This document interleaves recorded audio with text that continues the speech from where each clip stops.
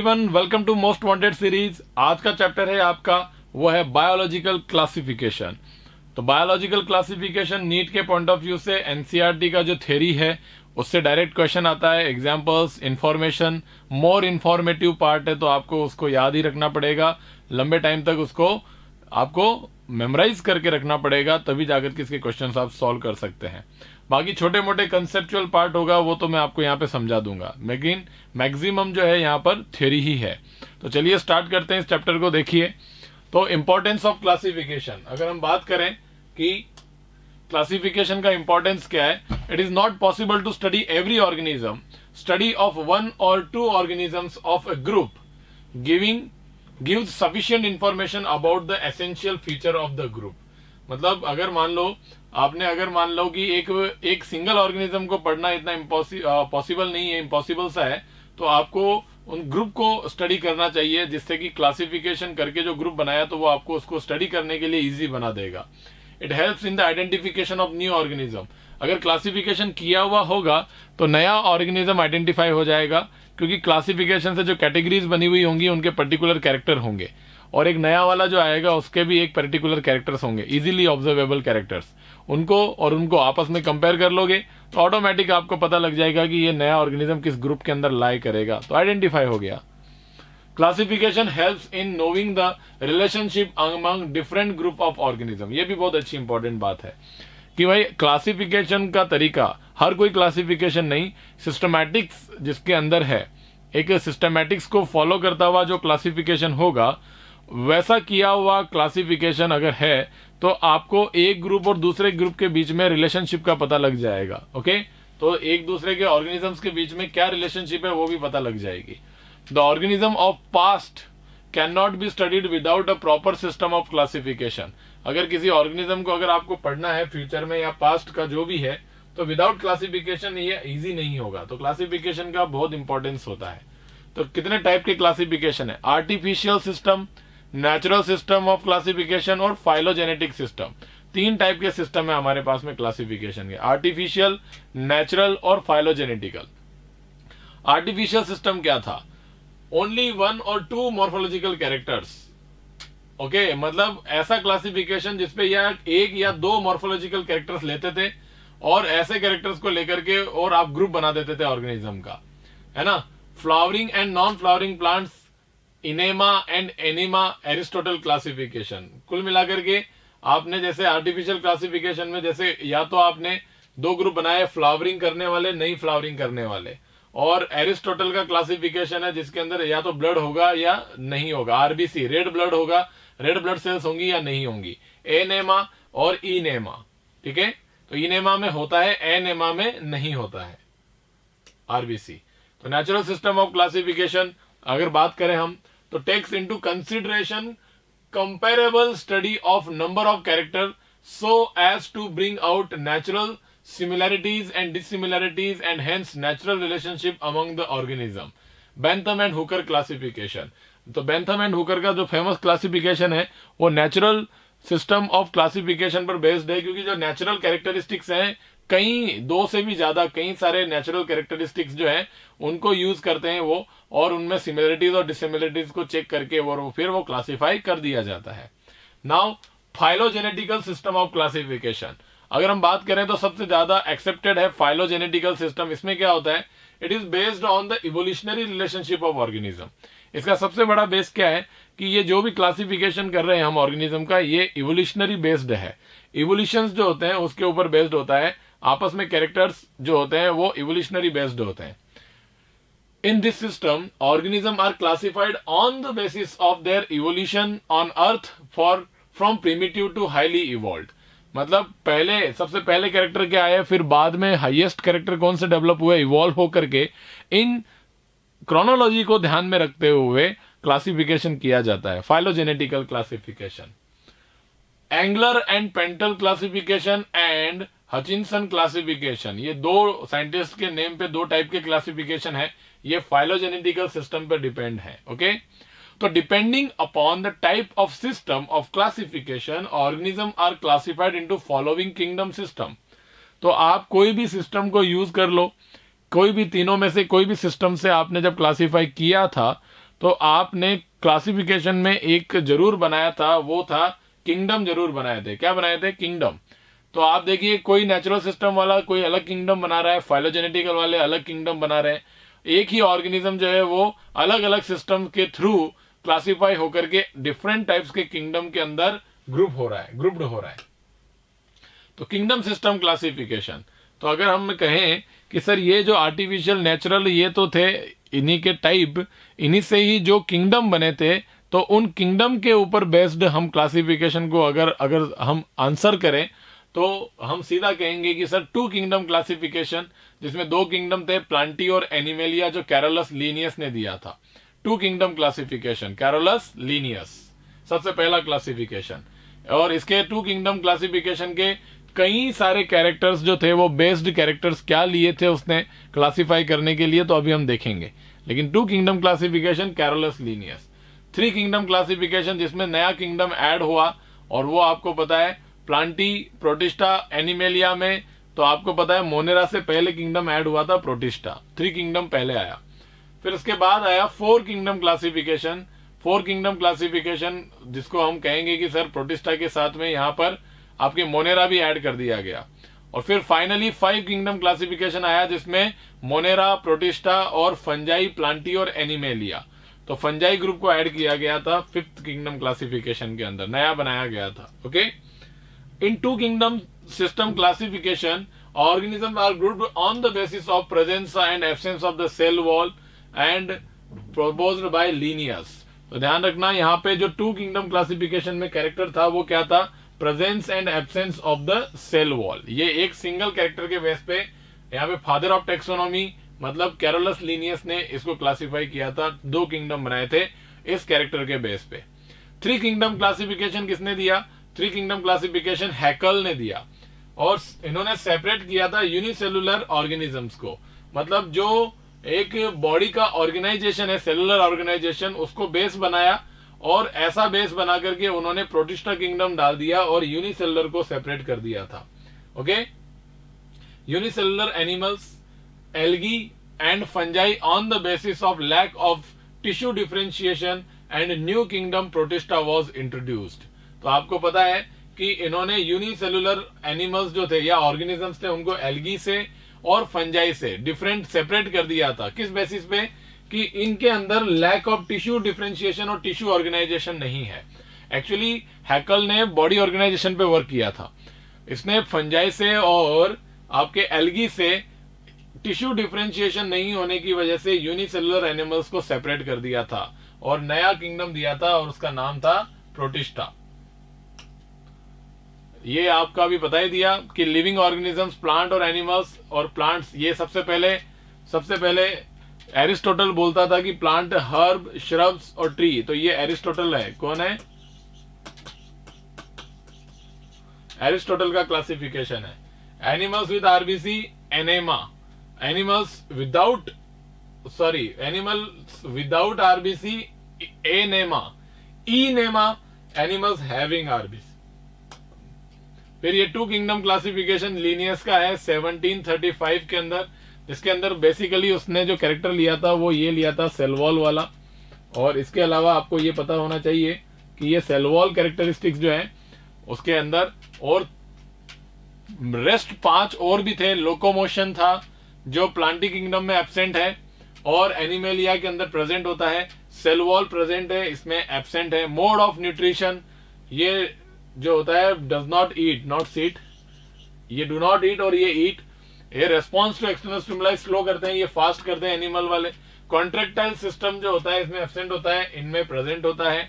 Organisms की अगर बात करें तो इन्होंने देखो किंगडम प्लांटी के अंदर इन पांचों कैरेक्टर्स के ऊपर बेस्ड, जिसमें सबसे इंपॉर्टेंट था नंबर 1। तो देखो fungi, algae, bacteria, ब्रायो, टेरिडो, gymno, angio सबको इसमें डाल दिया किंगडम प्लांटी के अंदर। बैक्टीरिया को भी डाल दिया। एनिमल्स में प्रोटोजोआ, वर्टिब्रेट, इनवर्टिब्रेट सबको इसमें डाल दिया इसने। फिर आई 5 किंगडम क्लासिफिकेशन, जो कि एक अपने भाई का है जिसका नाम है आर.एच. विटेकर। आर.एच. विटेकर ने फाइलोजेनेटिकल सिस्टम यूज किया क्लासिफिकेशन का, और कई सारे कैरेक्टर के ऊपर बेस्ड उसने 5 किंगडम दिए। 5 किंगडम कौन से? मोनेरा, प्रोटिस्टा, फंजाई, प्लांटी और एनिमेलिया। फाइलोजेनेटिकल सिस्टम है, उसके जो कैरेक्टर्स हैं वो क्या क्या हैं? नंबर 1 है cell wall, sorry cell type. Cell type मतलब किस टाइप का सेल होता है ना, यूकेरियोट है सेल या प्रोकैरियोटिक सेल है। Number 2 cell wall. Cell wall में क्या है भाई? सेल वॉल प्रेजेंट और एब्सेंट, पहली बात तो ये। और दूसरा cell wall material. Cell wall में दो बातें हैं, या तो प्रेजेंट है या एब्सेंट है, दूसरा सेल वॉल का मटेरियल। नंबर 3 बात करें तो न्यूक्लियर मेम्ब्रेन। क्या है? Nuclear membrane. तो ये न्यूक्लियर मेम्ब्रेन एब्सेंट है, प्रेजेंट है या नहीं है, इन चीजों के बारे में हम देखेंगे यहाँ पे। ठीक है। नंबर 4 की अगर बात करें तो वो है बॉडी ऑर्गेनाइजेशन। अगर हम बॉडी ऑर्गेनाइजेशन की बात करें तो सेलुलर ऑर्गेनाइजेशन है, टिश्यू ऑर्गेनाइजेशन है, या क्या है।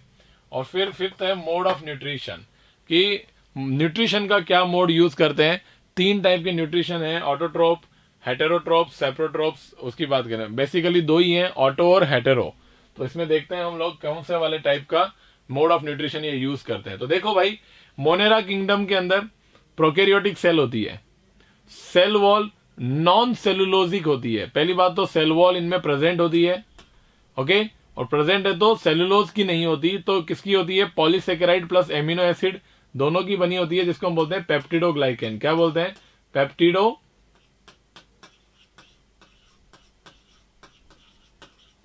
की। किसकी होती है? पेप्टिडोग्लाइकेन की, पेप्टिडोग्लाइकेन। फिर बात करें कि सर यहां पर न्यूक्लियर मेम्ब्रेन यहां एब्सेंट होती है, तो क्लियर कट न्यूक्लियर नहीं होता है। Body organisation, cellular body organisation होते हैं, यूनिसेलुलर होते हैं। कैसे होते हैं? यूनिसेलुलर होते हैं।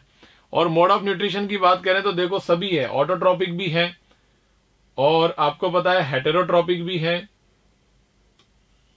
और आपको पता है ऑटोट्रोपिक के अंदर दोनों ही है, कीमो ऑटोट्रोपिक भी है और फोटो ऑटोट्रोपिक भी है। दोनों टाइप के ऑटोट्रोपिक होते हैं। हेटेरोट्रोपिक के अंदर तीनों टाइप के हेटेरोट्रोपिक हैं। सैप्रोफाइट्स हैं, मतलब आपको पता है कि ये, और दूसरा पैरासिटिक है।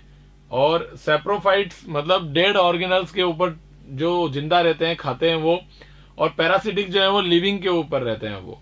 तो हेटेरोट्रोपिक 2 टाइप के हैं, सैप्रो, पैरासिटिक, और एक होते हैं प्रीडेटर। क्या होते हैं? प्रीडेटर।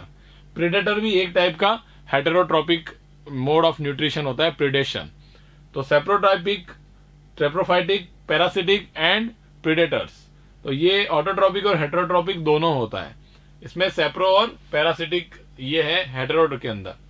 प्रोटिस्टा की बात करें तो ये भी सर आप ध्यान रखना, यहाँ प्रोकैरियोटिक सेल है, ओनली प्रोकैरियोटिक सेल प्रेजेंट होती है मोनेरा किंगडम में, बाकी सब में यूकैरियोटिक सेल है।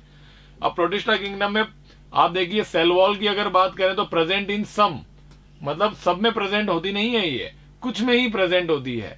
और जिसके अंदर प्रेजेंट होगी प्रोटिस्टा में सेल वॉल, उसका वॉल मटेरियल भी अलग अलग होगा। तो ये प्रोटिस्टा में जब हम सब किंगडम पढ़ेंगे, प्रोटिस्टा किंगडम में जब हम कोई छोटे डिविजन्स की बात करेंगे या फिर छोटी क्लासेस की बात करेंगे, लोअर कैटेगरीज में बात करेंगे, तो पर्टिकुलर कैटेगरी से जो बिलोंग करने वाला ऑर्गेनिज्म होगा उसमें जो सेल वॉल अगर होगी तो वो सेल वॉल किस मटेरियल की होगी, हम यहाँ प्रोटिस्टा पढ़ते टाइम पे डिस्कस करेंगे।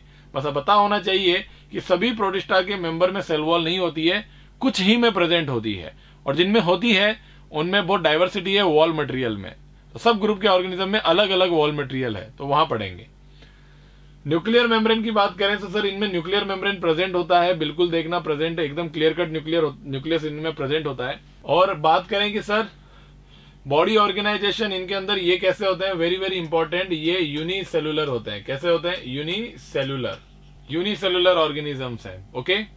और अगर बात करें प्रोटिस्टा यूनिसेलुलर ऑर्गेनिज्म है, तो फिर मोड ऑफ न्यूट्रिशन की अगर बात करें तो ये ऑटोट्रोपिक न्यूट्रिशन होता है। तो प्रोटिस्टा किंगडम में आप देखो ऑटोट्रोपिक में फोटोसिंथेटिक ऑटोट्रोप है और साथ ही साथ हेटेरोट्रोप है, और हेटेरोट्रोप में दोनों ही होते हैं यहाँ पर, कौन से? Saprophytes and parasites. तो पैरासाइट्स और सैप्रोफाइट हेटेरोट्रोपिक में, ऑटोट्रोप में फोटो और सिंथेटिक ऑटोट्रोप होते हैं, कीमो ऑटोट्रोप नहीं होते हैं। तो ध्यान रखिए ऑटोट्रोपिक और हेटेरोट्रोपिक बोथ। ये हो गया प्रोटिस्टा किंगडम। तो आप देखिए यहाँ पे कि जो सैप्रोफिटिक होते हैं, सैप्रोफिटिक जो होते हैं इनको हम बोलते हैं डीकंपोजर्स। क्या बोलते हैं? डीकंपोजर्स। तो देखो यहाँ पर भी डीकंपोजर्स हैं और यहां पर भी डीकंपोजर्स ही देखने को मिलेंगे आपको, ठीक है। तो डीकंपोजिशन करने वाले ऑर्गेनिज्म मोनेरा और प्रोटिस्टा से बिलोंग करते हैं। अब बात करते हैं नेक्स्ट आगे और फंजाई में देखते हैं क्या बात है, इससे बिलोंग करते हैं क्या, तो इससे भी बिलोंग करेंगे अभी डीकंपोजर्स। ये भी यूकैरियोटिक होता है और इनमें भी सेल वॉल प्रेजेंट होती है, सभी मेंबर्स में ऑल प्रेजेंट, ये लिखा है all fungi present cell wall, और वो बनी होती है काइटिन की। काइटिन जो होता है एक पॉलीमर होता है एन ग्लूकोसोमीन।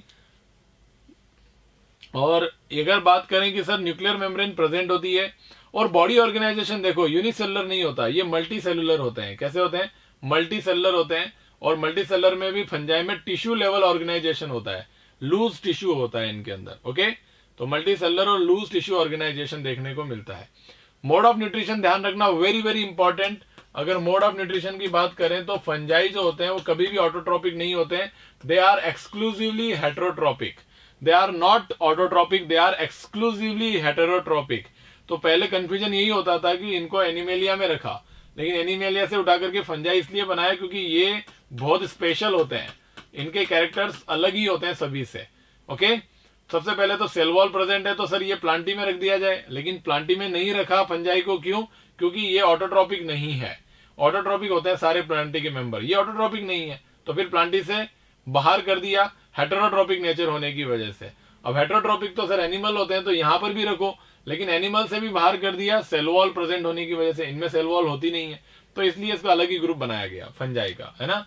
आर.एच. विटेकर ने बनाया इसको, तो बहुत शानदार।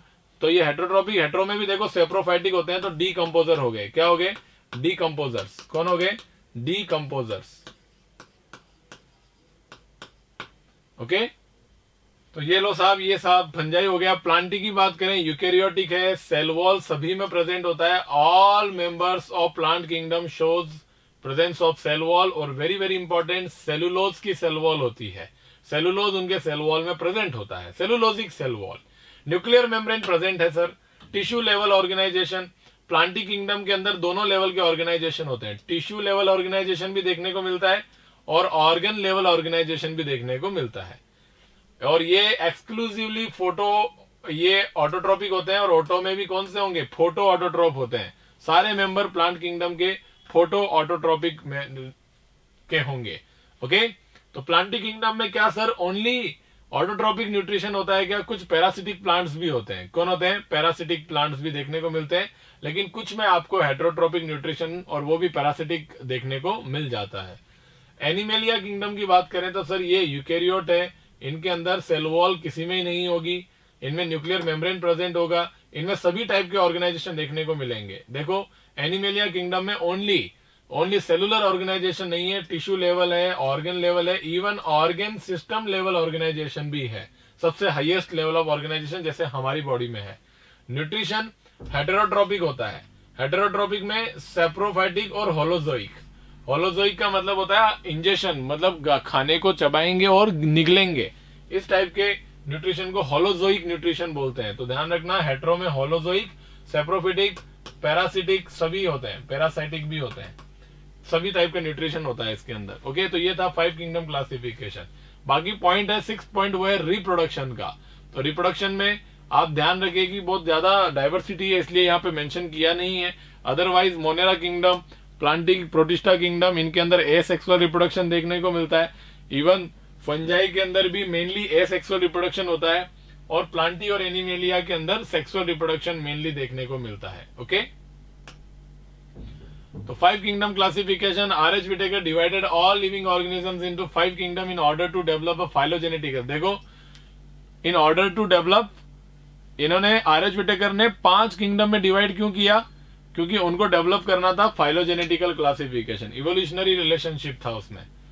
मोनेरा किंगडम, सबसे पहला किंगडम है मोनेरा। मोनेरा में देखो क्या क्या रखा, kingdom include prokaryotes, mycoplasma, bacteria, actinomycetes, cyanobacteria, ये सारे ऑर्गेनिजम्स हैं जो आपको मोनेरा किंगडम में मिलेंगे। माइकोप्लाज्मा, यू बैक्टीरिया, साइनोबैक्टीरिया और एक्टिनोमाइसिटिस, ये सारे इसके अंदर प्रेजेंट है।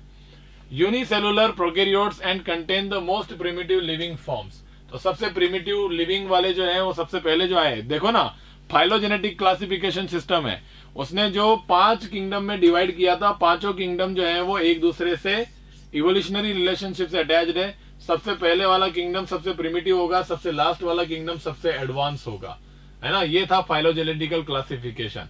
इसमें सारे किंगडम्स जो है वो मोनेरा, प्रोटिस्टा, फंजाई, प्लांटी और एनिमेलिया, इस तरीके से आपके फाइलोजेनेटिकल सिस्टम में नंबर 1 पे जो है वो सबसे प्रिमिटिव है, नंबर लास्ट पर है वो सबसे एडवांस होगा। The cell are microscopic and cell wall is generally present लिखा है ना, कुछ में एब्सेंट होती है माइकोप्लाज्मा में। Genetic material are also organised into nucleus and contain naked DNA. तो ध्यान रखना, ऑर्गेनाइज्ड इनटू न्यूक्लियस की जगह ऑर्गेनाइज्ड इनटू न्यूक्लियोइड। ये न्यूक्लियोइड के अंदर ऑर्गेनाइज्ड होते हैं। Are not, I am sorry, पहले नॉट लिखा है, आई एम रियली सॉरी। यहां लिखा है न्यूक्लियर मेम्ब्रेन जो होता है, आर नॉट लिखा है, नॉट ऑर्गेनाइज्ड इनटू न्यूक्लियस। ठीक है, सही बात है, न्यूक्लियस नहीं होता है। और and contain naked DNA, naked DNA होता है, डीएनए नेकेड है क्योंकि वहां पर न्यूक्लियर मेम्ब्रेन नहीं होती है और हिस्टोन प्रोटीन नहीं होते हैं, इसलिए हम इसको नेकेड बोल सकते हैं। Membrane bound organelle are absent, membrane bound organelle नहीं होते हैं। रिप्रोडक्शन इज एसेक्सुअल, तो एक्सेप्ट जीन, देखो मेन तो क्या है, एसेक्सुअल रिप्रोडक्शन है। जीन रिकॉम्बिनेशन को छोड़ दो, जिसके अंदर जीन का क्या होता है, ट्रांसफर होता है एक बैक्टीरिया से दूसरे बैक्टीरिया में, उसको छोड़ दो, बाकी एसेक्सुअल है। Flagella may be present and are of single standard. तो हम कहेंगे कि सर फ्लैजेला जो होता है वो अकेला एक सिंगल शाफ्ट का होता है और में भी प्रेजेंट हो सकता है, नहीं भी हो सकता है। Example blue green algae, bacteria etcetera. Okay, अब आप देखिए कि sir bacteria are the most abundant microorganism that can survive in the all kinds of climate. तो भाई सबसे ज्यादा माइक्रो ऑर्गेनिज्म में जो होते हैं वो बैक्टीरिया ही होते हैं।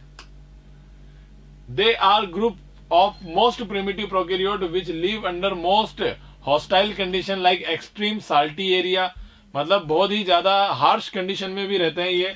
तो हेलोफाइल्स ऐसे बैक्टीरिया ग्रुप है जो साल्टी एरिया में रहता है, extreme salty area.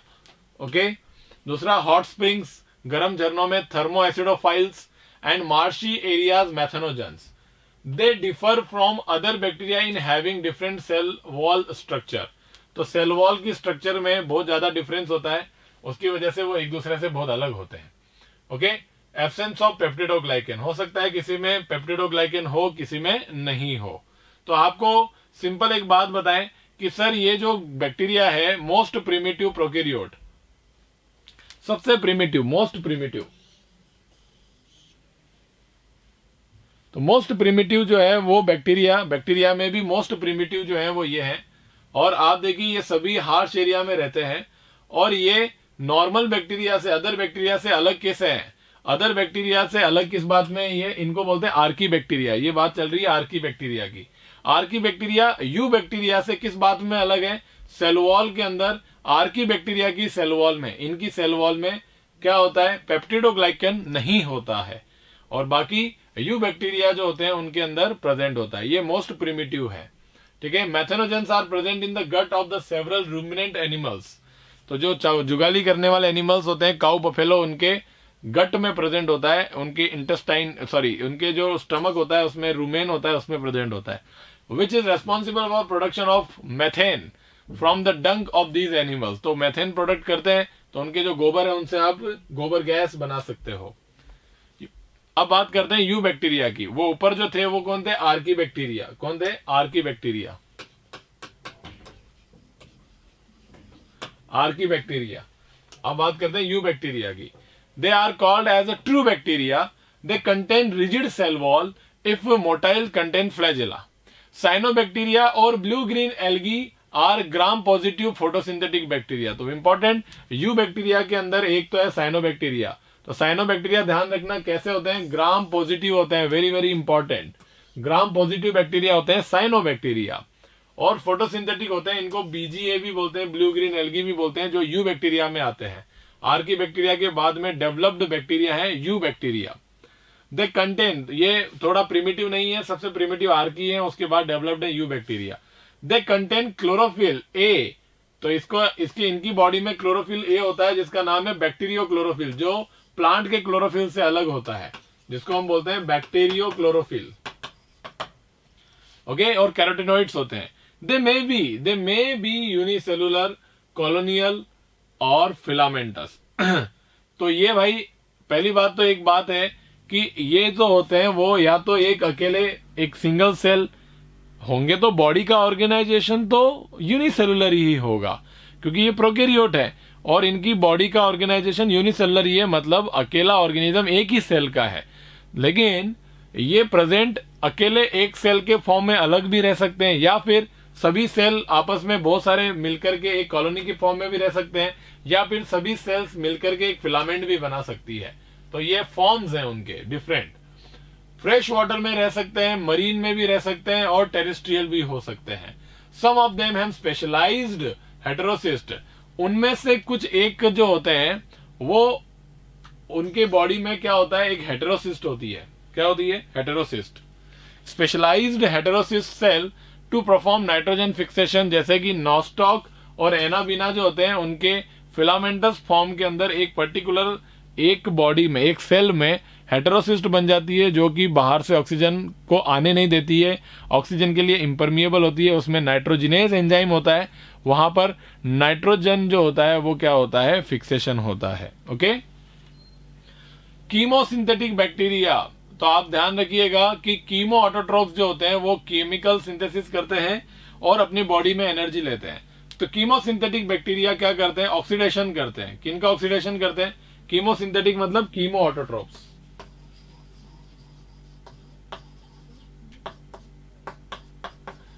Chemo autotrophs.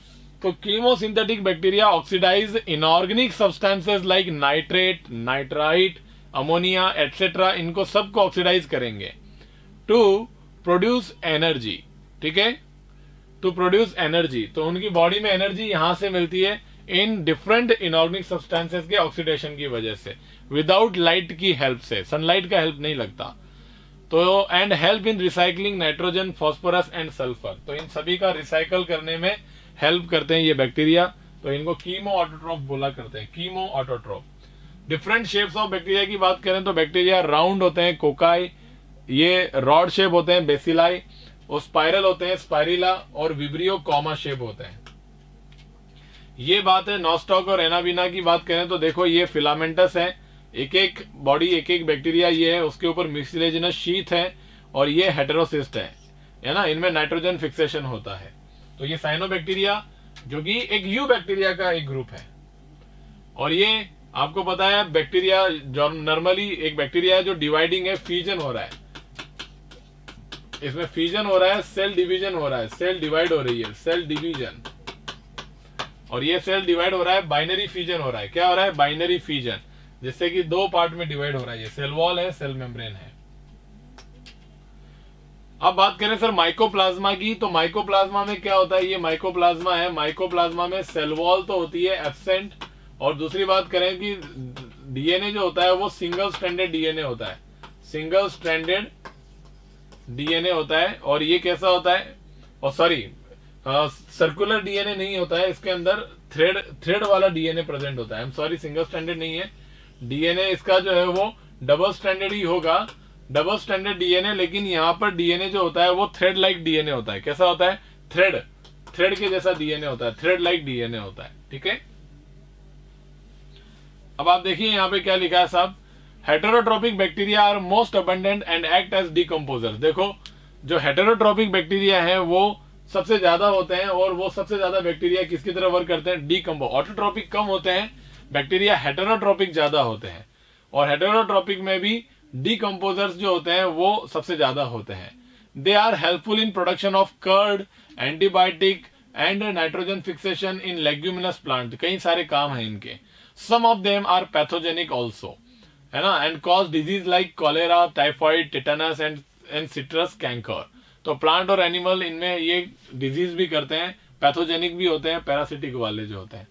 Mycoplasma they are the simplest 5 free living prokaryotes. तो सबसे पहली बात है कि फ्री लिविंग है। They are also known as PPLO. तो माइकोप्लाज्मा को ही हम, उसके अंदर एक ऑर्गेनिज्म होता है, उसको हम बोलते हैं पीपीएलओ, प्लूरोनिमोनिया लाइक ऑर्गेनिज्म। तो ये क्या हुआ कि ये कैटस जो है उनके लंग्स से आइडेंटिफाइड एक ऑर्गेनिज्म फॉर्म थी PPLO. They lack cell wall and can survive without oxygen. देखो क्या लिखा है, they can survive without oxygen, मतलब ऑक्सीजन के बिना भी सर्वाइव कर सकते हैं। तो ये है facultative anaerobes. Mycoplasmas are facultative anaerobes and cause disease in plants and animal। तो प्लांट और एनिमल में कई डिजीज करते हैं माइकोप्लाज्मा। बात करते हैं अब मोनेरा किंगडम के बाद प्रोटिस्टा किंगडम की। प्रोटिस्टा किंगडम, प्रोटिस्टा इंक्लूड्स, क्या क्या इंक्लूड करता है प्रोटिस्टा किंगडम में? सब क्लासेस हैं, उन क्लासेस में क्या क्या है? प्रोटिस्टा में है क्राइसोफाइट्स, प्रोटिस्टा में है डायनोफ्लैजिलेट्स, प्रोटिस्टा में है यूग्लिनॉइड्स। ये सब अलग अलग क्लासेस हैं इसकी, प्रोटिस्टा किंगडम की सब कैटेगरीज हैं। स्लाइम मोल्ड एंड प्रोटोजोन्स कितनी हो गई? 1 2, number 3 euglenoids, number 4 slime moulds and number 5 protozoans. Okay, तो ये था प्रोटिस्टा के अंदर सारे के सारे। अब देखो प्रोटिस्टा के बारे में कुछ बातें लिखी गई है यहाँ पे। ऑटोट्रॉपिक और फोटोसिंथेटिक ऑर्गेनिज्म। अगर प्रोटिस्टा को अगर हम मोड ऑफ न्यूट्रिशन के बेसिस पे डिवाइड करें, अभी हमने प्रोटिस्टा किंगडम को 5 कैटेगरीज में डिवाइड किया, chrysophytes, dinoflagellates, euglenoids, slime moulds and protozoans. तो इन जो कैटेगरीज को, 5 कैटेगरीज को अगर हम एक बेस बना करके और क्लासिफाई करें तो वो है mode of nutrition. Mode of nutrition. तो सर ये मोड ऑफ न्यूट्रिशन की अगर बात करें तो सर पहले ऑटोट्रॉपिक, दूसरे जो है वो डिकम्पोजर्स, और आपको पता है कि प्रोटोजोन्स जो होते हैं वो क्या है? पैरासिटिक। तो देखो यहाँ पे सर ऑटोट्रॉपिक और फोटोसिंथेटिक ऑर्गेनिज्म कौन होंगे? तो ये होंगे ऑटोट्रॉपिक और फोटोसिंथेटिक, डायनोफ्लैजिलेट, डाइटम और यूग्लिनॉइड। तो ये तीनों जने जो होते हैं वो ऑटोट्रॉपिक न्यूट्रिशन शो करते हैं। कंज्यूमर्स, कंज्यूमर में हेटेरोट्रॉपिक न्यूट्रिशन की बात करें तो डीकम्पोजर बहुत इंपॉर्टेंट है। डीकम्पोजर कौन होंगे? तो ये होंगे स्लाइम मोल्ड्स और एसेलुलर स्लाइम मोल्ड। तो slime moulds are decomposer, slime mould वाले डीकम्पोजर होते हैं। और ये प्रोटोजोन्स की अगर बात करें तो ये होते हैं पैरासिटिक। क्या होते हैं? पैरासिटिक नेचर के होते हैं। तो जूफ्लैजिलेट्स, सार्कोडीन्स, प्रोटोजोन्स और सीलिएट्स, ये आपको मिलेंगे पैरासाइट्स के फॉर्म में, या फिर मैं कहूं कि ये आपको कम ही डीकम्पोजर्स के फॉर्म में मिलेंगे, पैरासिटिक होते हैं। हेटेरोट्रॉपिक, अब देखिए इसकी कैरेक्टरिस्टिक्स बात करें। It includes all unicellular and eukaryotes. अब आप बोलोगे सर यूनिसेलुलर और लिखा है कॉलोनियल। कॉलोनियल तो ये इनकी हैबिट होती है, होगा तो बॉडी ऑर्गेनाइजेशन क्या है? यूनिसेलुलर। तो सिंपल यूनिसेलुलर यूकैरियोट्स। तो सभी यूनिसेलुलर यूकैरियोट्स को कहां डाला गया? प्रोटिस्टा के अंदर डाला गया। Most of them are aquatic, और वो भी कौन से हैं? प्लैंक्टन्स, तैरने वाले एक्वेटिक फॉर्म्स होते हैं। Most of them are aquatic. तो ध्यान रखना प्रोटिस्टा का हैबिटेट मोस्ट तो कौन सा होता है? एक्वेटिक होता है। मोड ऑफ न्यूट्रिशन में भी फोटोसिंथेटिक, सेप्रोफाइटिक, पैरासिटिक और इवन होलोजोइक भी हो सकता है। तो मैंने आपको बताया था स्पोरोजोन्स, प्रोटोजोन्स जो होते हैं उस ग्रुप के अंदर होलोजोइक न्यूट्रिशन भी देखने को मिलता है, क्योंकि ये प्रिमिटिव एनिमल्स हैं। फ्लैजेला इफ प्रेजेंट, तो भाई 11 स्टैंडर्ड होता है। अगर फ्लैजेला प्रेजेंट है तो वो सिंगल स्टैंडर्ड और with 9+2 arrangement of microtubules composed of tubulin. तो जो यूकैरियोटिक फ्लैजेला होता है वैसा होता है flagella, 9+2 arrangement of microtubule. Cell wall के अंदर, cell the unit of life में बताया था। जेनेटिक मटेरियल कंसिस्ट ऑफ 2 और मोर डीएनए मॉलिक्यूल्स। तो जेनेटिक मटेरियल जो होते हैं उसके अंदर या तो 2 होंगे या 2 से ज्यादा जेनेटिक मटेरियल होंगे। They include diatoms and golden algae desmids found in fresh water as well as marine water. Okay, तो अगर हम बात करें कि सर प्रोटिस्टा के अंदर सबसे पहले अपन लेकर के आते हैं कौन? क्राइसोफाइट्स। तो क्राइसोफाइट्स में क्या होते हैं?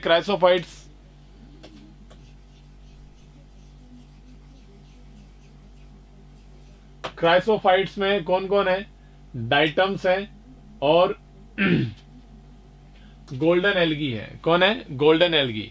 तो डाइटम एंड गोल्डन एल्गी जिसको हम बोलते हैं डेस्मिड्स, और ये किस में मिलते हैं? फ्रेश वाटर के अंदर आपको मिलते हैं, as well as marine water, दोनों में ही मिलेंगे आपको डाइटम्स एंड गोल्डन एल्गी। ठीक है। In diatoms cell wall forms two thin overlapping cells which fit together as in soap box. इस तरीके से होते हैं डाइटम्स। डाइटम मतलब दो पार्ट में कट होता है, इसलिए इसको डाइटम बोलते हैं। The siliceous indestructible cell wall pile up at the bottom, मतलब ये सिलिका प्रेजेंट होता है इनके डाइटम के सेल वॉल में, सिलिका होता है और ये इंडिस्ट्रक्टिबल होता है, ये टूट नहीं सकता है। तो जब ये डेप्थ होती जाएगी तो ये बॉटम के अंदर पाइल अप होते जाएंगे, इकट्ठा होते जाएंगे नीचे, कहा वाटर रिजर्वायर के अंदर, and form big heaps called diatomaceous earth. और ये बहुत बड़े बड़े एक चट्टान जैसा बना लेंगे जिसको हम डायटोमेशियस अर्थ बोलेंगे। It may extend from 100 metre and used for polishing, मतलब ये कई नीचे तक बने रहेगी, बड़ी बड़ी चट्टानें, बड़ी बड़े नीचे एक इकट्ठा हो जाएगा ये मटेरियल, और इनको हम जो है वो पॉलिशिंग मटेरियल की तरह यूज कर सकते हैं। Filtration of oil and syrup, oil और सिरप का अगर फिल्ट्रेशन करना है तो उसको फिल्टर करने वाला मटेरियल बना सकते हैं। और they are chief producers in ocean. अगर हम ओशियन की प्रोडक्टिविटी की बात करें, सी की प्रोडक्टिविटी की बात करें, तो उन प्रोडक्टिविटी में जो कंपोजर्स होते हैं, जो प्रोड्यूसर्स होते हैं, उनके चीफ प्रोड्यूसर्स ये हैं, सबसे इंपॉर्टेंट प्रोड्यूसर्स होते हैं ये। Okay, they are basically unicellular, motile, flagellate and photosynthetic protist. अगर ये बात चल रही है किसकी, ये चल रही है नंबर 2 ग्रुप। यहां तो है नंबर 1 क्राइसोफाइट्स, अब नंबर आ गया यहाँ पे नंबर 2 डायनोफ्लैजिलेट्स। कौन से? डायनोफ्लैजिलेट। डायनोफ्लैजिलेट की बात करें तो ये कैसे होते हैं? यूनिसेलुलर होते हैं बेसिकली, और मोटाइल होते हैं, फ्लैजिलेट होते हैं, और फोटोसिंथेटिक प्रोटिस्ट होते हैं। ये इनकी इंफॉर्मेशन है। First, predominate colour is golden brown. ध्यान रखना, सबसे इंपॉर्टेंट कलर होता है इनका golden brown colour. But yellow, green, red, even blue also exist. ऐसे कलर भी इनके अंदर प्रेजेंट होते हैं डायनोफ्लैजिलेट के अंदर। लेकिन मेनली कौन होते हैं? गोल्डन ब्राउन कलर के होते हैं, सुनहरे कलर के होते हैं, गोल्डन ब्राउन। ओके, इनकी बॉडी में कलर चलकता रहता है, बायोल्यूमिनेसेंस देखने को मिलता है इनकी बॉडी में, डायनोफ्लैजिलेट में गोल्डन ब्राउन कलर। सम डायनोफ्लैजिलेट लाइक जिम्नोडियम और गोनियोलेक्स। कुछ डायनोफ्लैजिलेट है जो जिम्नोडीनियम and Gonyaulax grow in large number in the sea and make the water look red and cause so-called red tide. Saxitoxin secrete करते हैं जिसकी वजह से ये रेड कलर का हो जाता है, जो हार्मफुल भी होता है फिशेस के लिए। तो जिम्नोडीनियम और गोनियोलेक्स ये करते हैं काम। Okay, red tide. They are euglena like unicellular flagellate which possess pellicle. अच्छा, ये तो हो गया डायनोफ्लैजिलेट के लिए। और अब हम बात करें नंबर 3, और वो है यूग्लिनॉइड्स। यूग्लिनॉइड्स यूग्लिना जैसे यूनिसेलुलर ऑर्गेनिज्म से फ्लैजिलेट्स होते हैं, फ्लैजिला प्रेजेंट होते हैं, विच पजेजेस पेलिकल। इसकी बॉडी के चारों ओर पेलिकल होता है, सेल वॉल नहीं होता है, इसलिए उनकी बॉडी फ्लेक्सिबल हो जाती है। दे हैव 2 फ्लैजिला, 2 फ्लैजिला होते हैं। डायनोफ्लैजिलेट में भी 2 फ्लैजिला होते हैं, लेकिन इनमें भी 2 फ्लैजिला है, लेकिन एक शॉर्ट होता है और एक लॉन्ग होता है। डायनो में दोनों एक दूसरे के परपेंडिकुलर होते हैं। They are photosynthetic in presence of sunlight. देखो, ये चॉइस है, सनलाइट होगी तो फोटोसिंथेटिक होगा, और प्रेडेटर की तरह एक्ट करते हैं जब सनलाइट नहीं होती है। तो ध्यान रखना, प्रेडेटर सनलाइट नहीं होती है तब, और सनलाइट होती है तब फोटोसिंथेटिक होता है। ओके, तो पैरानीमा एंड यूग्लिना यूग्लिनॉइड्स के एग्जाम्पल है। ये देखो, ये डायनोफ्लैजिलेट्स हैं, जिम्नोडीनियम, सिरेशियम, ये डायनोफ्लैजिलेट्स जिसके अंदर ये प्लेट्स होती हैं, सेलुलोज की प्लेट्स होती हैं इनके सेल वॉल के अंदर। सेल वॉल में सेलुलोज की प्लेट्स होती हैं। ओके, और डायनोफ्लैजिलेट ग्रूव्स होते हैं, उसके अंदर फ्लैजिला प्रेजेंट होते हैं इनके अंदर बॉडी में। ये ऐसे डायनोफ्लैजिलेट्स हैं।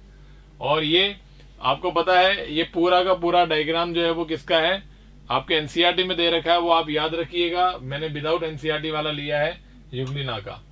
अब बात करें स्लाइम मोल्ड्स की, तो they are saprophytic protist and feed on the decaying twigs and leaves. Okay, under favourable condition, ये बात बहुत इंपॉर्टेंट है। देखो फेवरेबल कंडीशन की बात करें स्लाइम मोल्ड्स की, तो they form aggregation called Plasmodium. तो भाई सारे एग्रीगेट हो जाएंगे और प्लाज्मोडियम बनाएंगे, कब? जब फेवरेबल कंडीशन होगी तब। और which produce fruiting bodies bearing spores, ठीक है। तो ये बना देंगे प्लाज्मोडियम, और आगे जाकर के ये फ्रूटिंग बॉडीज जो है वो बनाती हैं जो इनके अंदर स्पोर प्रेजेंट होते हैं, ठीक है। तो ध्यान रखिएगा फेवरेबल कंडीशन के अंदर ये प्लाज्मोडियम बनाते हैं, और प्लाज्मोडियम आगे जाकर के क्या प्रोड्यूस करता है? फ्रूटिंग बॉडी, और फ्रूटिंग बॉडी में क्या होते हैं? स्पोर्स प्रेजेंट होते हैं। Cell wall of spores contain cellulose, तो ध्यान रखना स्पोर्स की सेल वॉल में सेलुलोज होता है। The spores are dispersed by air currents, और हम बात करें कि सर ये फ्यूलिगो और फाइसेरम, ये दोनों के दोनों स्लाइम मोल्ड्स के एग्जांपल है, फाइसेरम और फ्यूलिगो।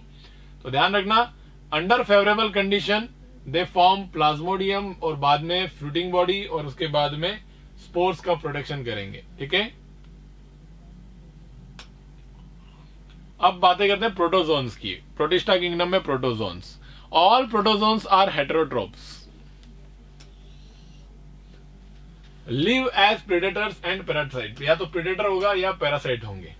दे are considered as primitive relative of animals.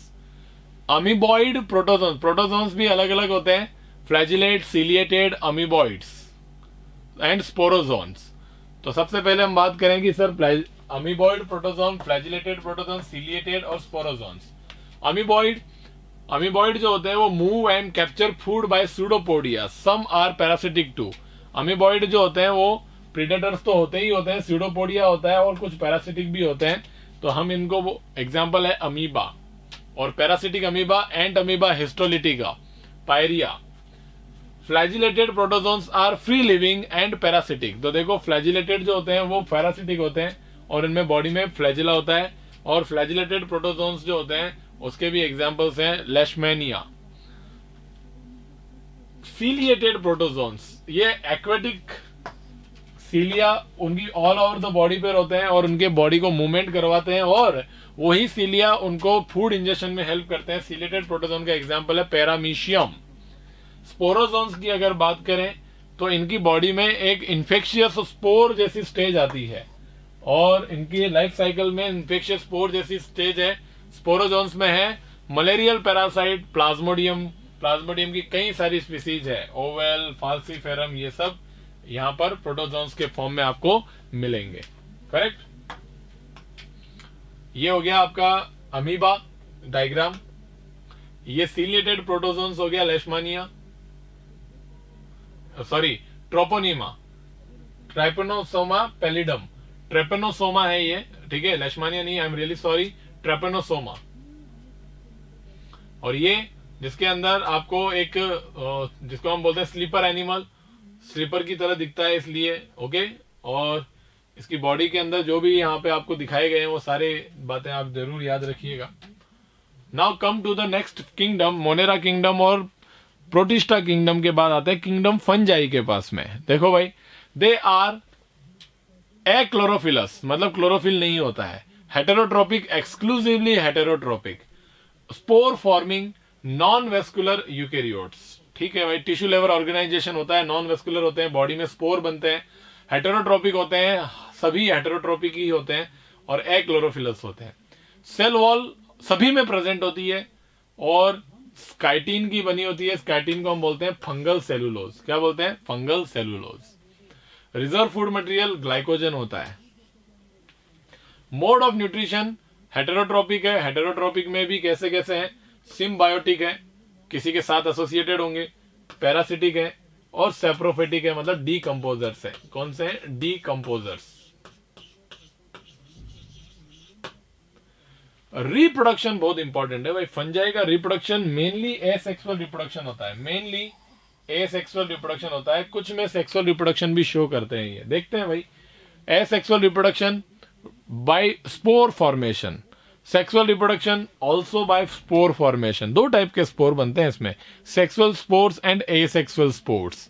तो देखो, रिप्रोडक्शन में भी वेजिटेटिव, वेजिटेटिव मतलब एसेक्सुअल रिप्रोडक्शन, वेजिटेटिव मतलब बॉडी से हो रहा है, वेजिटेटिव एसेक्सुअल रिप्रोडक्शन। इसमें भी कई तरीके हैं, बॉडी में फ्रेगमेंट बन गए, फ्रेगमेंटेशन, या फिर फ्यूजन, या फिर बडिंग। एसेक्सुअल, अब आपको देखो यहाँ पे उन्होंने वेजिटेटिव लिखा है तो एसेक्सुअल रिप्रोडक्शन का ही टाइप है, और दूसरा एसेक्सुअल रिप्रोडक्शन के अंदर हम कह सकते हैं कि सर बडिंग के बाद स्पोर फॉर्मेशन, यहां उन्होंने एसेक्सुअल को अलग लिखा है। एसेक्सुअल जो लिखा है वो लिखा है स्पोर फॉर्मेशन, किसके लिए? स्पोरुलेशन। स्पोरुलेशन मतलब स्पोर फॉर्मेशन। तो याद रखना बहुत इंपॉर्टेंट बात कि उनमें रिप्रोडक्शन जो होता है वो एसेक्सुअल रिप्रोडक्शन होता है, फ्रेगमेंटेशन, फ्यूजन, बडिंग और स्पोरुलेशन। लेकिन एनसीईआरटी ने एसेक्सुअल रिप्रोडक्शन में ही लिखा है सिर्फ स्पोरुलेशन को, बाकी बडिंग, फ्यूजन और फ्रेगमेंटेशन को वेजिटेटिव में लिखा है। दोनों में फर्क कुछ नहीं है, बस नाम अलग अलग लिख दी है। तो आप भी याद रख लो क्या चाहता है, इन तीनों को लिख दो वेजिटेटिव, और स्पोरुलेशन को, स्पोर फॉर्मेशन को कर दो एसेक्सुअल। अब सर वो एसेक्सुअल रिप्रोडक्शन के जो स्पोर्स बनते हैं उनको बोलते हैं एसेक्सुअल स्पोर्स। क्या बोलते हैं? Asexual spores. तो वो नाम बताइए एसेक्सुअल स्पोर्स के जो डिफरेंट फंजाई में बनते हैं। तो कोनिडिया, स्पोरेंजियोस्पोर्स और एंड जूस्पोर्स और जूस्पोर्स। तो स्पोरेंजियोस्पोर्स बोलो चाहे जूस्पोर्स बोलो, बात एक ही है, दोनों का नाम एक ही है, स्पोरेंजियोस्पोर्स और जूस्पोर्स। कोनिडिया, ये सब कैसे हैं? एसेक्सुअल स्पोर्स हैं। और सेक्सुअल रिप्रोडक्शन भी बाय स्पोर्स, और इनमें सेक्सुअल रिप्रोडक्शन भी स्पोर्स से होता है। कौन कौन से स्पोर्स? ऊस्पोर्स, एस्कोस्पोर्स और बेसिडियोस्पोर्स। और ऊस्पोर्स के साथ में एक और होते हैं जाइगोस्पोर्स। कौन होते हैं? जाइगोस्पोर्स। तो ऊस्पोर्स, जाइगोस्पोर्स, एस्कोस्पोर्स और बेसिडियोस्पोर्स, ये सब आपके सेक्सुअल स्पोर्स बनाते हैं। तो इनके बेसिस पे इनका क्लासिफिकेशन किया जाएगा। ये फ्लैजिला होते हैं, दो अलग टाइप के फ्लैजिला होते हैं। हेटेरोकोन्ट, ये रफ होता है, ये स्मूथ होता है। ये स्पोर्ट्स जो होते हैं, मोटाइल अगर स्पोर्ट्स हैं, जू स्पोर्ट्स जो होते हैं, उनमें ऐसे फ्लैजिला देखने को मिलते हैं। अब देखिए next, sexual cycle involve the following step. क्या क्या होता है सेक्सुअल साइकिल में? देखना, सेक्सुअल रिप्रोडक्शन के अंदर सबसे पहले होगा प्लाज्मोगेमी। मतलब क्या होगा कि दो माइसेलियम, उनकी जो बॉडी होती है वो ऐसे फिलामेंट की तरह होती है, ऐसे, है ना। तो इसके फिलामेंट्स जो होंगे वो दो फिलामेंट्स आपस में फ्यूज हो जाएंगे, एक पॉजिटिव और एक नेगेटिव, ठीक है। तो plasmogamy, fusion of male and female gametes, या फिर बोलेंगे male and female gametangia, female filaments, filaments का fusion, plasmogamy. Then karyogamy, fusion of two nuclei. और फिर होता है meiosis in zygote to produce haploid spores. Zygotic meiosis इनमें होता है। तो तीन काम होंगे सेक्सुअल साइकिल में। ये अल्टरनेशन ऑफ जनरेशन आपको पता होना चाहिए, जिसके अंदर आप क्या करते हैं कि अगर मान लो अल्टरनेशन ऑफ जनरेशन का मतलब है कि gametophyte gamete producing haploid body, sporophyte gamete producing multicellular diploid body, spore producing. तो स्पोरोफाइट में क्या होता है? मियोसिस होता है जिससे स्पोर बनते हैं। लेकिन आप देखो कि फंजाई में क्या हो रहा है कि गैमेट्स है, मान लो गैमेट्स का फ्यूजन हुआ तो बन गया जाइगोट, और आपने जाइगोट में ही क्या कर दिया, ये माइटोसिस नहीं किया, और जाइगोट में आपने डायरेक्टली क्या किया, मियोसिस, और मियोसिस से क्या बनाए, स्पोर्स, और स्पोर्स से क्या बनाया, नया बॉडी। ठीक है, तो इसका मतलब इसकी बॉडी में स्पोरोफाइट होता ही नहीं है। किसमें? फंजाई में। फंजाई में क्या नहीं होता है, स्पोरोफाइट नहीं होता। इनकी बॉडी में स्पोरोफाइट जैसी स्ट्रक्चर ही नहीं है। तो जब स्पोरोफाइट नहीं होगा तो गेमेटोफाइट क्यों बोले? तो हम कह सकते हैं कि इनकी बॉडी में डायरेक्ट गेमेटोफाइट है, और यही इसका मेन बॉडी है। मेन बॉडी फंजाई का मेन बॉडी क्या है? गेमेटोफाइट है। ऐसे फिलामेंट्स के फॉर्म में होते हैं, ऐसे फिलामेंट्स।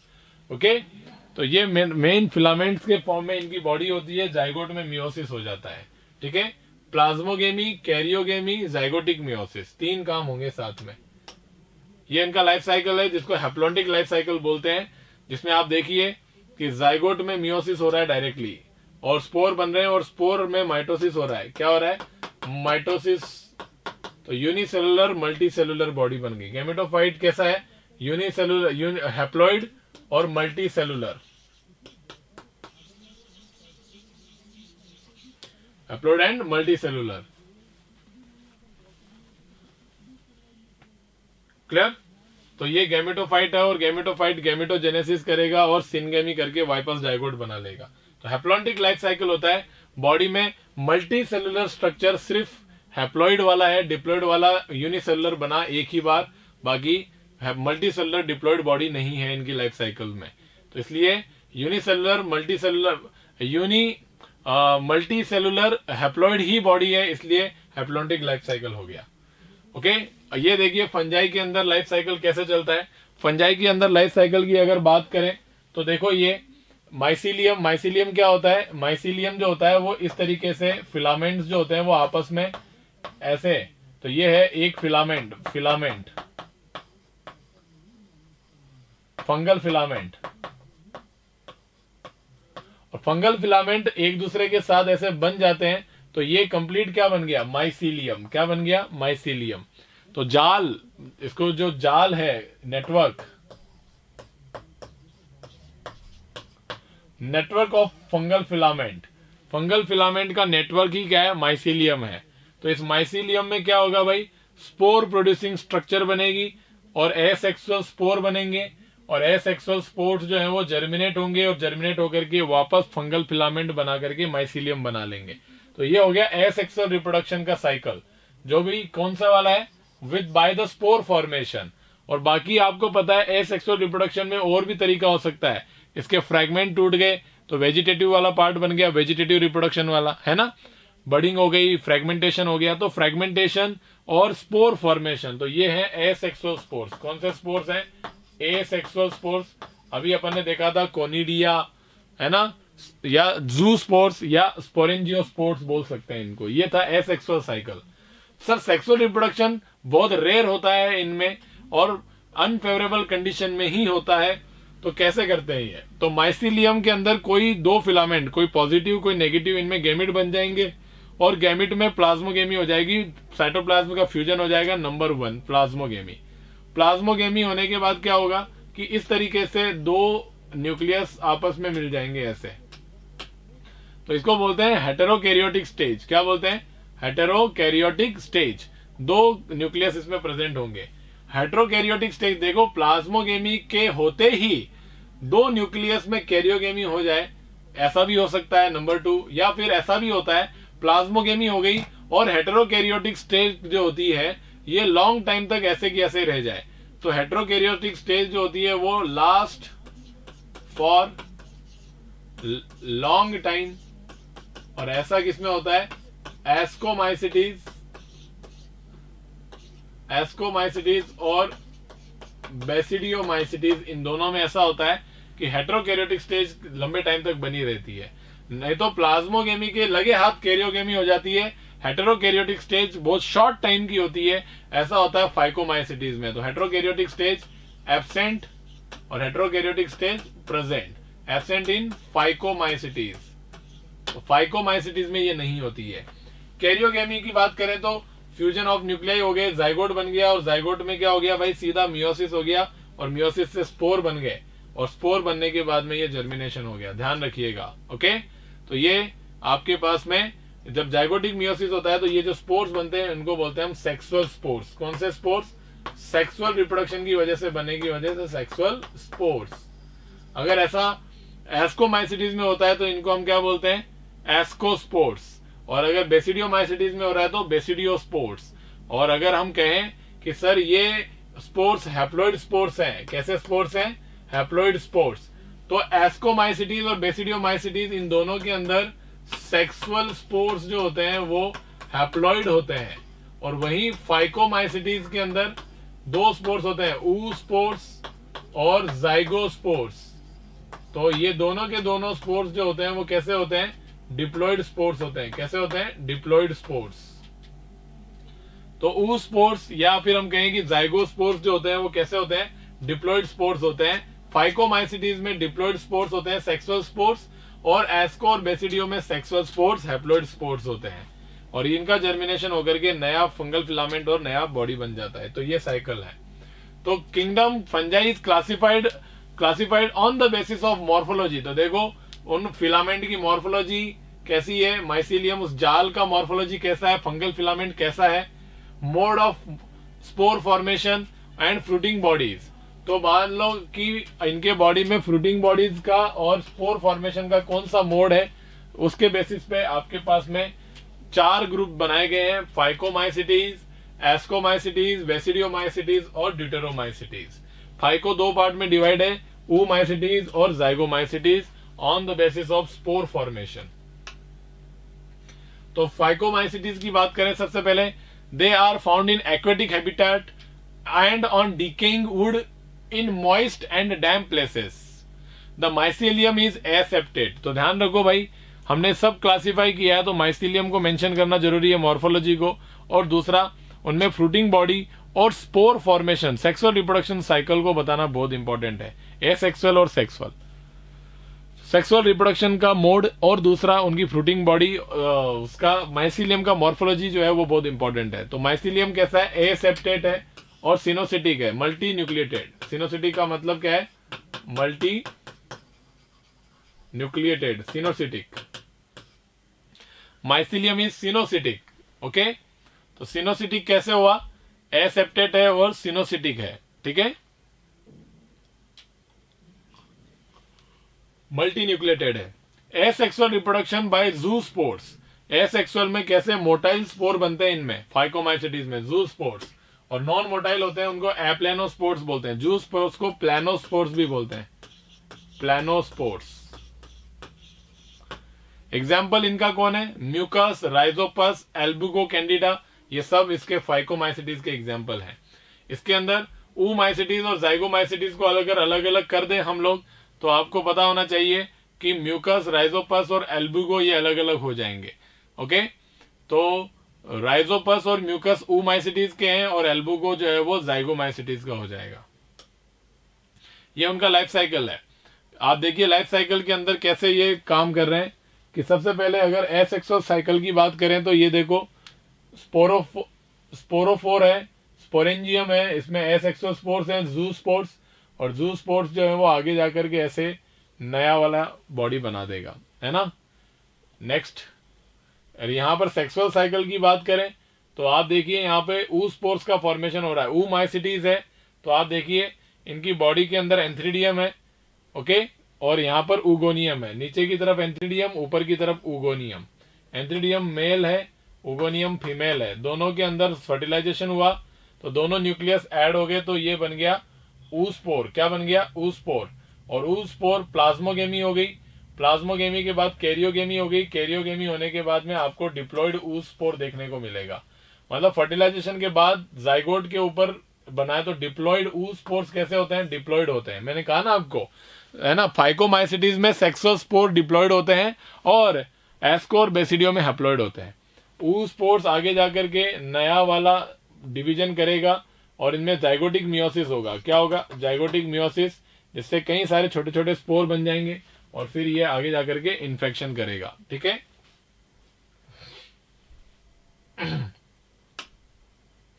अब हम बात करें सैक फंजाई की। सैक फंजाई बोलते हैं एस्कोमाइसिटीज को।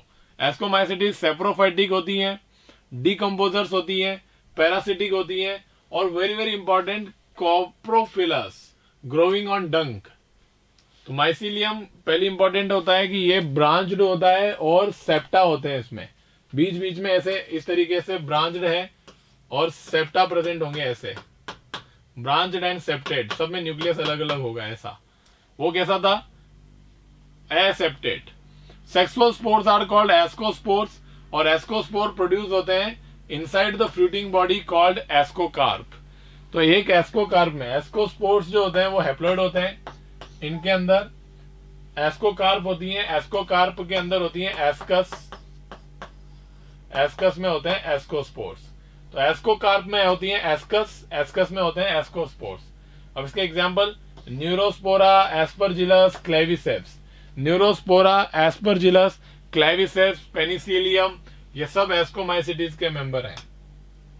ये पेनिसिलियम जिसमें एसेक्सुअल स्पोर कौन है, कोनिडिया एसेक्सुअल स्पोर होता है एस्कोमाइसिटीज के अंदर। एस्कोमाइसिटीज में एसेक्सुअल स्पोर होते हैं कोनिडिया, ये लाइफ साइकिल है देखो इसका। एसेक्सुअल रिप्रोडक्शन में देखो कोनिडिया बनते हुए नजर आ रहे हैं। तो ये माइसीलियम है, माइसीलिया ऐसे बड़ा, नीचे कोनिडियोफोर एक स्पेशल हाइफी, उसके ऊपर एक्सोजिनस नॉन मोटाइल कोनिडिया बन रहे हैं और कोनिडिया जो है वो जर्मिनेट होकर के नया माइसीलियम बना रहे हैं। ओके, अब यहां पे देखो सेक्सुअल रिप्रोडक्शन की बात करें तो ये माइसीलियम के अंदर कोई एक तो पॉजिटिव, ये पूरा ऐसा गुच्छा हो जाएगा, ये माइसीलियम मेटिंग होगा पॉजिटिव नेगेटिव के बीच में। तो आप देखिए यहां पर ये जब मेटिंग होगी किसी ना किसी की, तो यहां पर आपको डाइकैरियोटिक स्टेज मिलेगा प्लाज्मोगेमी होने के बाद। जैसे इसमें और इसमें दोनों में फ्यूजन हो गया, तो यहां पर देखो दो न्यूक्लियस है या नहीं है, रेड और ब्लू दो न्यूक्लियस आपको देखने को मिल रहे हैं। ओके, आपको यहां पर जो माइसीलियम दिख रहे हैं वो आपको दिख रहे हैं कौन से वाले, ब्लू वाले, दूसरे आएंगे रेड वाले। तो रेड और ब्लू दोनों फ्यूजन करेंगे तो आपको यहां दिखेगा, देखो फ्यूजन हो गया दोनों का, रेड और ब्लू का हर जगह पर। और जब हर जगह पर हो गया तो यहां पर आपको हर जगह डाइकैरियोटिक स्टेज दिखेगी। और डाइकैरियोटिक स्टेज जो होती है वहां पर अभी कैरियोगेमी नहीं होगी, तो वो एस्कस बन जाएगा। और एस्कस जो होता है कैरियोगेमी होने के बाद में डिप्लॉइड, हम इसको जाइगोट बोल देंगे। ओके, अब ये जाइगोट किस में प्रेजेंट है, एस्कस में प्रेजेंट है। ये डाइकैरियोट एस्कस में था, अब जाइगोट में एक न्यूक्लियस जो है डिप्लॉइड न्यूक्लियस वो एक एस्कस में प्रेजेंट है। अब ईच एस्कस के अंदर क्या होगा, यहां पर बहुत सारे एस्कस बन गए, ये जो माइसीलियम है ये गुच्छा बन गया, सबका सब एस्कस बन गए। और ये एस्कस जो है वो क्या होगा देखना है सिंपल, ये ऐसा एस्कस मियोसिस होगा तो 4 हैप्लॉइड न्यूक्लियाई बन जाएंगे। तो 4 एस्कस 4 न्यूक्लियाई बन गए जाइगोटिक मियोसिस से, और 4 हैप्लॉइड एस्कस जो है वो आगे बढ़ेंगे और आपको एक एस्कस के अंदर 8 एस्कोस्पोर्स बनते हुए नजर आएंगे। एक सिंगल एस्कस में 8, एक लीनियर फैशन में 8 एस्कोस्पोर्स दिखेंगे। और ये एस्कोस्पोर्स कहाँ होते हैं, नीचे की तरफ में माइसीलियम क्या करता है, ये सभी एस्कोस्पोर्स देखो नीचे भी बाकी पड़े हैं अभी, ये सब एस्कस एक साथ इकट्ठा हो जाएंगे यहाँ पर और एक फ्रूटिंग बॉडी बनेगी जिसका नाम है एस्कोकार्प। तो ये एस्कोकार्प में बहुत सारे कौन है, एस्काई, बहुत सारे एस्काई को, ये एस्काई बहुत सारे एस्कस, इनको बोलते हैं एस्काई। और एक एस्कस में कितने हैं, 8 एस्कोस्पोर्स हैं। तो ये डिस्पर्सल होगा किनका, एस्कोस्पोर्स का, और ये जर्मिनेट होंगे और जर्मिनेट होकर के दोनों टाइप के हाइफी बना लेंगे, देख लो। ठीक है, क्लियर। तो ऐसे डिस्पर्स होकर के ये नया हाइफी बनाने लग जाएंगे। Got it.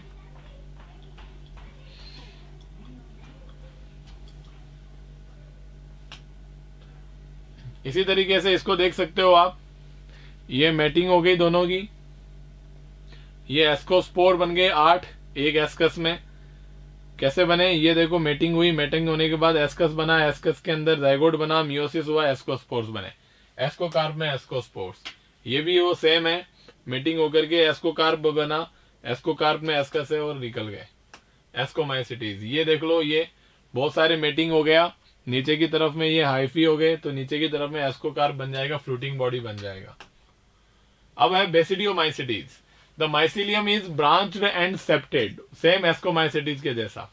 वेजिटेटिव रिप्रोडक्शन जो होता है उसमें फ्रेगमेंटेशन होता है इनमें, और एसेक्सुअल स्पोर्स जो होते हैं वो नहीं मिलते हैं। वेरी वेरी इंपॉर्टेंट बात है कि बेसिडियोमाइसिटीज में, जैसे एस्कोमाइसिटीज में एसेक्सुअल स्पोर कोनिडिया मिलते हैं, वैसे बेसिडियोमाइसिटीज में एसेक्सुअल स्पोर्स नहीं होते हैं। इनमें वेजिटेटिव रिप्रोडक्शन देखने को मिलता है फ्रेगमेंटेशन से। किससे, फ्रेगमेंटेशन से वेजिटेटिव। 3 टाइप के रिप्रोडक्शन बताए थे, याद है तो, वेजिटेटिव, एसेक्सुअल के अंदर स्पोर और सेक्सुअल के अंदर भी स्पोर। तो वेजिटेटिव में इसमें फ्रेगमेंटेशन है, एसेक्सुअल स्पोर बनते नहीं है, सेक्सुअल स्पोर बनते हैं। सेक्सुअल रिप्रोडक्शन बाय 2 वेजिटेटिव और सोमेटिक सेल्स फॉर्मिंग बेसिडियम। तो 2 वेजिटेटिव और 2, या फिर हम बोले 2 वेजिटेटिव सेल्स जो होती हैं वो बेसिडियम बनाती है। देखते हैं कि 2 माइसीलियम आपस में ज्वाइन होकर के ऐसे क्या बनाएंगे, karyogamy, plasmogamy, karyogamy, dikaryon, dikaryon से वहां पे एस्कस बन रहा था, यहाँ बेसिडियम बनेगा, और बहुत सारे बेसिडिया जो है, बेसिडियाई वो बनेंगे बेसिडियोकार्प में। वहां पर एस्कस बन रहा था एंडोजीनस। कैसे बन रहे थे, एंडोजीनस। देखो एस्कोकार्प में अंदर बन रहा था एंडोजीनस स्पोर बन रहे थे। अब देखना बेसिडियोकार्प कैसे बनता है, कहां गया वो, basidiospores are produced inside basidium और basidium is developing a fruiting body called basidiocarp. तो बेसिडियो कार्प में बेसिडियम होंगे बहुत सारे और बेसिडियम में होंगे कौन, बेसिडियो स्पोर्स। एग्जाम्पल कौन है इसके, एगैरिकस, मशरूम, अस्टिलैगो, पक्सिनिया, ये सब स्मट वगैरह जो करने वाले जो हैं वो सारे के सारे इसी में ही हैं। ये देखो मेटिंग हो रहा है, पॉजिटिव नेगेटिव के साथ में मेटिंग करा, ये ब्लू कलर का रेड के साथ मेटिंग कर लिया और जब मेटिंग करेगा तो यहाँ देखो डाइकैरियन बन गए बहुत सारे, दिख रहे हैं ये डाइकैरियन दो न्यूक्लियस वाले, तो डाइकैरियोटिक माइसिलियम है। और डाइकैरियोटिक माइसिलियम आगे जाकर के देखो क्या करेंगे, ये ऐसे नीचे की तरफ में, ये ऊपर ऐसे, ये बेसिडियम है, कौन है, बेसिडियम। इस बेसिडियो कार्प है ये कौन है, बेसिडियो कार्प। इस बेसिडियो कार्प के नीचे की तरफ में देखो यहाँ पे, तो ये ऐसे लगे हुए हैं ये, और ये लगे हुए हैं, उनको अगर देखा जाए तो इनको इस तरीके से हम देख सकते हैं। तो अब यहाँ पे कैरियोगेमी हो गई, कैरियोगेमी के बाद में आप देखिए कैसे डेवलप हुआ ये आगे जाकर के नीचे, ये ऐसे एक्सोजिनसली, ये नीचे दिख रहा है ये माइसिलियम, उसके नीचे ये डिप्लॉयड न्यूक्लियस है, मियोसिस हो गया। तो मियोसिस होने के बाद में एक बेसिडियम के अंदर आप देखिए 4 बाहर की तरफ में ये स्ट्रक्चर ऐसे है, ओके, और इसके ऊपर 1 2 3 4 इस तरीके से स्ट्रक्चर लगा हुआ है, जिसमें 1 2 3 4 ऐसे 4 एक्सोजिनस बेसिडियो स्पोर्स बन रहे हैं। यानी कि अगर यहां पर अगर हम बात करें तो स्पोर्स ऐसे निकलेंगे नीचे से, ऐसे एक्सोजिनस बाहर की तरफ, और वहां कैसे थे, एंडोजिनस थे, ऐसे था स्पोर अंदर था और एंडोजिनसली थे, ये ऐसे मान सकते हो। ये देखो 2 मीटिंग हुई है ना, ये डाइकैरियन, ये बेसिडियो कार्प, इसके अंदर बेसिडियम और फिर ये एक्सोजिनसली, ये देखो ये इसमें इस तरीके से होता है। कैरियोगेमी कराइए, कैरियोगेमी के बाद इसके ऊपर बाहर ऐसे बना लो 4। ड्यूटेरोमाइसिटीज को हम बोलते हैं फंजाई इम्परफेक्टाई, है ना, इनको बोलते हैं क्लब फंजाई। बेसिडियोमाइसिटीज को क्या बोलते हैं, क्लब फंजाई। बेसिडियोमाइसिटीज जो होते हैं इनको क्लब फंजाई बोलते हैं अपन, ठीक है।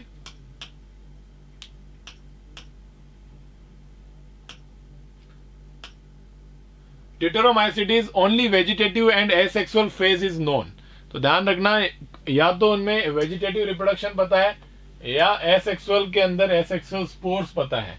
इनमें भी कोनिडिया बनते हैं, क्या बनते हैं, कोनिडिया, एसेक्सुअल स्पोर्स होते हैं। सेक्सुअल रिप्रोडक्शन नहीं पता अभी। माइसिलियम ब्रांच्ड होता है, सेप्टा होते हैं। सम मेंबर्स आर स्पोरोफाइट्स और पैरासिटिक, और इसका ऑल्टरनेरिया, ट्राइकोडर्मा, कॉलिटोट्राइकम, ये सब इसके एग्जांपल्स हैं ड्यूटेरोमाइसिटीज के। एसेक्सुअल, सेक्सुअल जो है वो नोन नहीं होता है, सेक्सुअल साइकिल। अब है किंगडम प्लांटी। प्लांटी में पता है आपको यूकेरियोटिक होते हैं, क्लोरोफिल होता है, life cycle is divided into. तो ध्यान रखना प्लांटी किंगडम में ऑल्टरनेशन ऑफ जनरेशन होता है, इसके अंदर डिप्लॉइड मल्टीसेलुलर होता है स्पोरोफाइट, और ये हैप्लॉइड मल्टीसेलुलर भी होता है तो गैमेटोफाइट। तो इसमें स्पोरोफाइट भी होता है और गैमेटोफाइट भी होता है, और गैमेटोफाइट हैप्लॉइड मल्टीसेलुलर और sporophyte diploid multicellular. Spore producing body, gamete producing body, एक दूसरे से ऑल्टरनेशन चलता रहता है। तो हम कहेंगे कि इनके अंदर diploid sporophytic, haploid gametophytic generation जो होते हैं वो ऑल्टरनेट होते हैं। तो life cycle alternation of generation देखने को मिलता है किंगडम प्लांटी में। इनमें ब्रायो, टेरिडो, जिम्नो, एंजियो, एल्गी ये सब होते हैं। किंगडम एनिमेलिया हेटेरोट्रोपिक होते हैं, यूकेरियोटिक हैं और मल्टीसेलुलर, सेल वॉल एब्सेंट होती है। मोड ऑफ न्यूट्रिशन होलोजोइक होता है, रिजर्व फूड मटेरियल ग्लाइकोजन और फैट होता है। Sexual reproduction is by copulation. Sexual reproduction में कॉपुलेशन होता है between mail and female followed by the embryological development.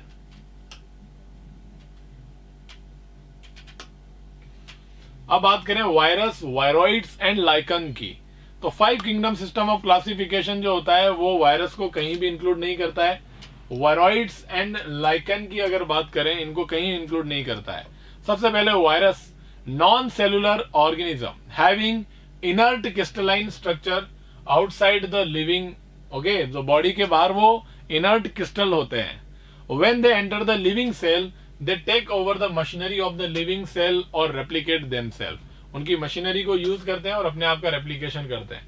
तो सबसे पहले D J Ivanowsky recognised certain microbes as casual organism of mosaic disease of tobacco. तो tobacco mosaic disease के अंदर सबसे पहले इन ऑर्गेनिज्म को उन्होंने पहचाना डीजे इवानोव्स्की ने। In addition to proteins, viruses also contain genetic material that could be, या तो वो डीएनए हो सकता है और आरएनए हो सकता है। In general, virus that infect plant have single standard RNA. तो ध्यान रखना, जो प्लांट्स को अफेक्ट करने वाले होते हैं वो सिंगल स्टैंडर्ड आरएनए वाले होते हैं, and that in fact animal have double standard DNA. तो जो एनिमल को अफेक्ट करते हैं मेनली वो डबल स्टैंडर्ड डीएनए रखते हैं, और प्लांट को अफेक्ट करते हैं वो generally single standard RNA virus होते हैं।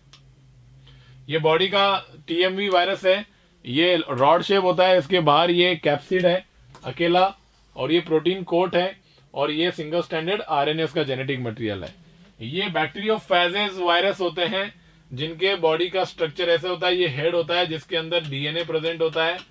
इसमें डीएनए डबल स्टैंडर्ड और सिंगल स्टैंडर्ड भी हो सकते हैं, डिफरेंट टाइप के बैक्टीरियोफेजेज पे डिपेंड करता है। मेनली डबल स्टैंडर्ड होता है। इनकी कॉलर होती है, ये शीथ होती है, और ये टेल फाइबर्स होते हैं।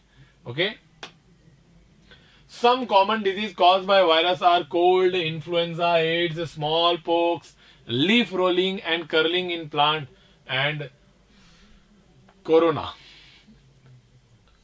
Bacteria feeding virus are called bacteriophages. They are usually, देखो क्या लिखा है, usually double standard DNA virus, लेकिन यूनिसेलुलर सिंगल स्टैंडर्ड भी होता है, लेकिन यूजुअली डबल स्टैंडर्ड होता है। The protein coat called capsid.